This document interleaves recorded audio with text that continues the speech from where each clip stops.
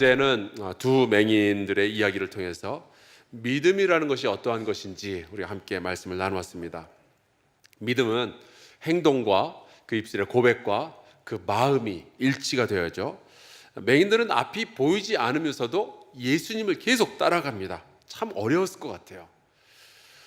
그리고 예수께서 네가 믿느냐, 내가 이것을 할 수 있는 능력을 가지고 있다고 믿느냐, 그때 자기들의 입으로 고백을 하죠. 믿습니다.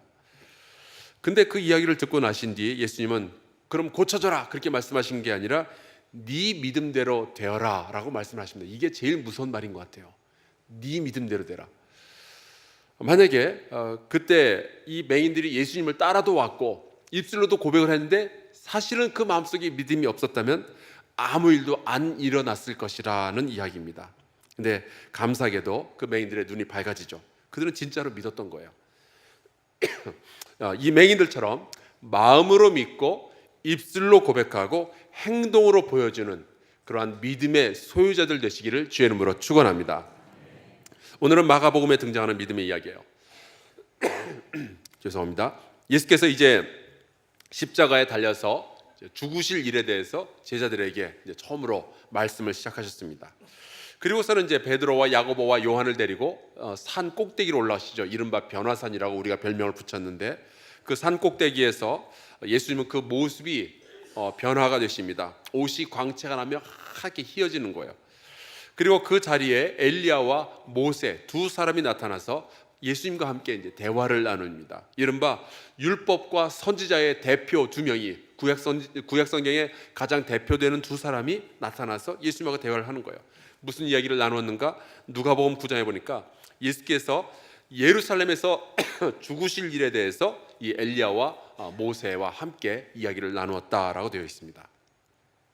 그 상황이 두렵기도 하고 또 신기하기도 하니까 베드로가 초막셋을 짓자라고 제안을 하죠. 예수님을 위해서 하나, 모세를 위해서 하나, 그리고 엘리야를 위해서 하나. 여러분, 모세와 엘리야의 공통점이 있습니다. 알려져 있는 무덤이 없어요. 모세는 광야에서 아무도 모르는 곳에서 혼자 있다가 죽었거나 하나님이 데려가셨고요. 그리고 엘리야는 불병거를 타고 하늘로 올라갔죠. 그러니까 그들을 위한 무덤이 없기 때문에 그들을 위한 기념관이 없었던 거예요. 근데 베드로가 머리가 참 좋습니다. 기념관을 짓자 이곳에, 그런 이야기를 하는 거죠.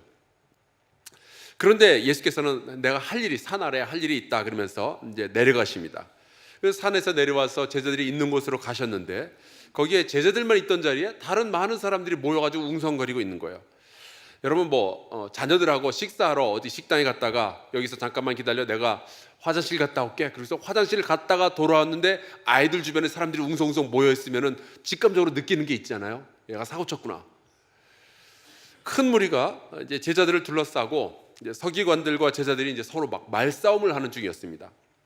그때 예수께서 나타나시니까 예수님을 먼저 발견한 사람들이 쪼르륵 예수님께 찾아가서 인사를 하죠. 그때 이제 예수님이 물어보십니다. 너희가 무엇을 가지고 내 제자들하고 이렇게 말싸움을 하고 있는 중이냐? 변론하고 있느냐?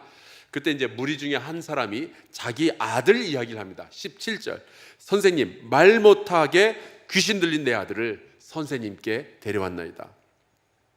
이 사람에게는 굉장히 큰 아픔 혹은 문제, 자기가 해결할 수 없는 이 일이 있었던 건데 그게 아들이 그 아빠의 아픔이고 문제였던 거예요.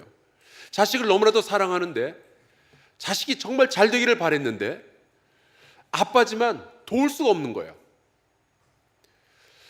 저는 이 말씀 보면서 벌써 마음이 짠해요. 자식 키워본 사람들은 이 마음 알죠. 부모로서 어떻게 좀 해보고 싶은데, 자식을, 딸을 좀 도와주고 싶은데 능력 밖의 일들이 있어요. 공부를 좀 팍팍 밀어주고 싶은데 돈이 없을 때도 있고요. 아이가 결혼을 못하는데 여자나 남자나 데려다가 이렇게 줄 수도 없고, 또 애가 직업을 구하지 못해서 애를 쓰는데 그것도 어떻게 할 수가 없고, 그러니까 사랑하는 마음이 있는데 도울 능력이 없을 때 부모들은 속이 타죠. 이 아버지가 그 마음을 가지고 자식을 끌고 예수님께 찾아온 거예요. 그런데 예수님은 산 꼭대기에 올라가셔서 지금 그 자리에 안 계셨고, 그래서 예수님의 제자들에게 부탁을 한 겁니다. 당신들이 예수님 따라다니면서 뭐 좀 배웠을 거 아니냐. 그동안 예수님 따라다니지 않았느냐. 나 좀 도와달라. 저는 제가 이 말씀 읽으면서요, 걱정거리가 하나 생겼어요. 세상 사람들이 우리를 볼 때 이런 심정으로 바라보고 있다면, 야, 이거 문제가 크다. 우리는 어떻게 해야 되나 생각이 드는 거예요. 당신들 예수 10년 믿었잖아. 당신 장로라며, 권사라며, 목사라며, 부스러기 능력이라도 있어야 되는 거 아니야? 서당께도 3년이면 풍어를 얻는다는데 당신 예수 따라다닌 지 20년, 30년 됐잖아. 뭐 좀 해봐. 그런 식으로 세상 사람들이 우리에게 찾아온다면 우리는 어떻게 해야 될까? 갑자기 자신 없죠. 근데 제자들이 안 되는 거예요. 아마 이들 가운데 몇 명은 예수님 흉내도 내봤을 것 같아요. 어떤 흉내를 내봤을까? 옛날 어떤 목사님은 이런 문제를 가진 성도가 찾아왔는데 잘 안 되니까, 답답하니까 조용기 목사님 흉내를 냈다 그러더라고요. 미십니다 막 그러면서 열심히 해봤는데 안 되더래요. 야단도 쳐보고 손도 흔들면서 막 축사도 해보고 여러 가지 해봤겠죠. 근데 다 안 된 거예요. 그들은 예수님의 행동을 흉내는 낼 수 있었지만 그들 가운데 에너지가 없었어요. 연료가 없었어요. 그 이야기를 전해 들었던 예수님께서 제자들을 보시면서 한 말씀을 해주십니다. 믿음이 없는 세대여, 내가 얼마나 너희와 함께 있으며 얼마나 너희에게 참으리요. 지금 예수님은 조금 전에 어떻게 죽어야 될지, 어떻게 부활하시고 어떻게 승천하셔야 될지 이 모세와 엘리야와 대화를 나누고 돌아오셨는데 제자들은 아직까지도 믿음이 없는 거예요. 이게 들통이 다 나버린 거예요. 믿음 없다는 게. 안타까우시니까 이런 말씀을 하시는 거죠. 여러분, 우리가 믿음 없이 신앙생활 하다 보면요, 언젠가 다 들통나게 돼 있어요. 여러분, 이 말은요, 제자들이 만약에 믿음만 지금 가지고 있었다면 예수님은 안심하고 이 땅을 떠나실 수 있었다라는 이야기예요. 제자들이 믿음만 있었다면 그들은 예수님께서 하시던 그 일을 이어서 계속해서 할 수 있었다는 말이죠. 믿음만 있었다면 그 믿음의 크기가 겨자씨만 할지라도 산을 옮길 수가 있었을 텐데, 믿음만 있다면 이 세상을 이길 권세가 주어질 텐데, 그 믿음이 없으니까 이 제자들이 어려운 거예요. 창피한 거예요. 여러분, 이게 제자들만의 고민일까요? 우리의 고민이죠. 어쩌면은 우리가 정말로 야단 맞을 사람들인데 제자들이 대신 야단을 맞아준 것 같아요. 그래서 아직 준비가 안 된 제자들을 대신해서 예수님께서 그 아이를 데려오라 말씀을 하시죠. 그때 그 아이를 데리고 왔더니 귀신이 예수를 보고 이 아이로 하여금 심히 막 경련을 일으키게 만들어 놓은 거예요. 귀신은 아는 거예요. 지금 자기가 하나님의 아들 예수 그리스도 앞에 끌려 나왔다는 거 아는 거예요. 여러분, 지금 이 상황에서 봤을 때 제자들하고 귀신하고 누가 더 믿음이 좋아요? 귀신이 믿음이 더 좋아요. 지금 귀신들은요, 예수님의 능력을 믿었어요. 그래서 발악을 하는 거예요. 그러니까 성경에도 보니까 귀신들도 믿고 떤다라고 되어 있더라고요. 그런데 왜 예수님은 믿음 없는 제자들은 죽기까지 사랑하시면서 믿음 좋은 귀신들은 쫓아내실까요? 여러분, 귀신들은요, 예수님을 알고는 있지만 예수님과의 사랑의 관계가 없는 거예요. 예수님을 사랑하지 않으니까 예수님의 말씀에 이렇게 순종하며 사랑하고 도와주고 용서, 이런 게 전혀 안 되는 거예요. 예수님의 힘에 밀려서 쫓겨나기는 해도 어떻게 해서든 사람을 해치고 공동체를 해치는 일을 하려고 하지, 하나님께서 주시는 그 말씀의 인도하심을 받아서 살아가지 않는 게 귀신들인 거예요. 믿기는 하지만 사랑의 관계가 만들어지지 않는 거죠.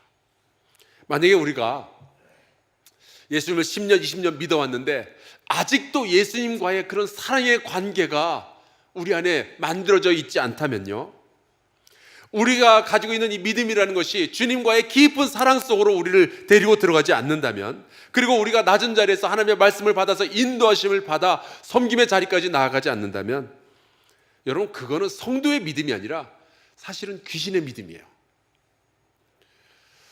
이게 우리 서로 좀 그런 이야기들 나누고 그랬으면 좋겠어요. 귀신같이 믿지 맙시다. 우리 사랑이 있는 믿음, 순종하는 믿음, 행함이 있는 믿음, 섬기는 믿음을 가지시기를 주의 이름으로 축원합니다. 그렇게 귀신이 막 발악을 하니까 아버지가 겁이 덜컥 난 거예요.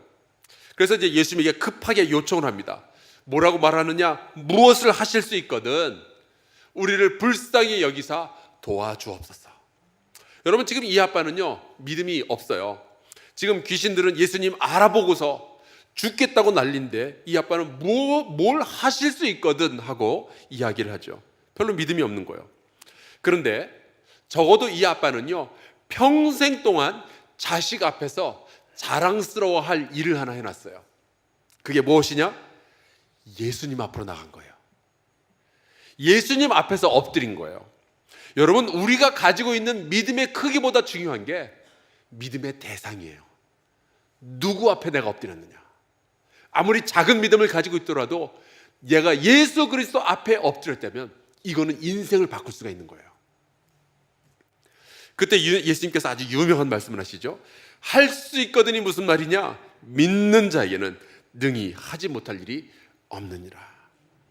그러자 이 아빠가 온 성도가 저와 여러분이 믿음 없는 제자들이 반드시 기억해야만 할 그 말을 이 아빠가 한마디 해요. 뭐라 하느냐? 내가 믿나이다. 나의 믿음 없는 것을 도와주소서. 이 아빠의 말에 참 많은 메시지가 담겨져 있어요. 자기 자식을 구하고 싶은 절박함이 이 말 속에 담겨져 있죠. 내가 믿는다고 말은 하는데 자기가 자기를 아는 거예요. 내가 믿음 없는 거 아는 거예요. 입술에 고백은 있는데 마음이 아직 그렇게 믿음이 차있지 않는 거죠. 그럼 내가 믿음이 없기 때문에 내 아이가 치료가 안 되면은 나는 이 아이를 어떻게 보면서 살 건가? 걱정이 되죠. 정말 치유가 되기는 할까? 의심이 막 믿음하고 막 섞여서 있는 거예요. 믿고는 싶은데 안 믿어지는 걸 어떻게 해요? 여러분, 이 아빠의 외침이 가장 정확하게 우리의 실존을 보여주고 있어요. 하나님 앞에 서 있는 모든 인간은 다 이 기도를 외칠 수밖에 없어요. 믿고 싶은데 의심이 너무 많이 섞여 있는 거예요. 믿고 싶은데 안 믿어져요. 어떻게 하죠? 근데 이 아빠의 기도가 우리의 기도입니다. 나의 믿음 없는 것을 도와주소서. 오늘 이 기도를 좀 우리가 같이 했으면 좋겠어요. 근데 제가 이런 기도하실 분들에게 먼저 히브리서 12장 2절 말씀을 읽어 드릴 테니까 한번 들어보세요. 믿음의 주요 또 온전하게 하시는 이인 예수를 바라보자. 믿음의 주인이 누구래요? 예수님이래요. 여러분, 믿음은 우리가 가지고 있다가 우리가 막 만들어내고 그러는 게 아니에요. 믿음의 주인은 예수님이셔요. 그분의 은혜가 아니면은, 그분이 우리의 믿음을 온전하게 해주시지 않으면은 우리가 그 믿음을 가질 수가 없는 거예요. 여러분, 그래서 우리가 믿음이 없을 때 주님 앞에 엎드려야 돼요. 그분이 우리의 믿음을 온전하게 해주실 수 있습니다. 믿음 내가 만들어내는 게 아니에요. 우리가 억지로 꾸며낼 수도 없어요. 우리가 제자인 척하지만 믿음 없는 것은 언젠가는 다 들통나게 돼 있어요. 그럼 어떻게 해야 되는가? 이 아빠처럼, 이 아이의 아버지처럼 오늘 같이 좀 기도합시다. 나의 믿음 없는 것을 도와주소서. 그때 믿음의 주인이시고 믿음을 온전하게 하시는 이인 예수께서 우리를 도우실 줄로 믿습니다.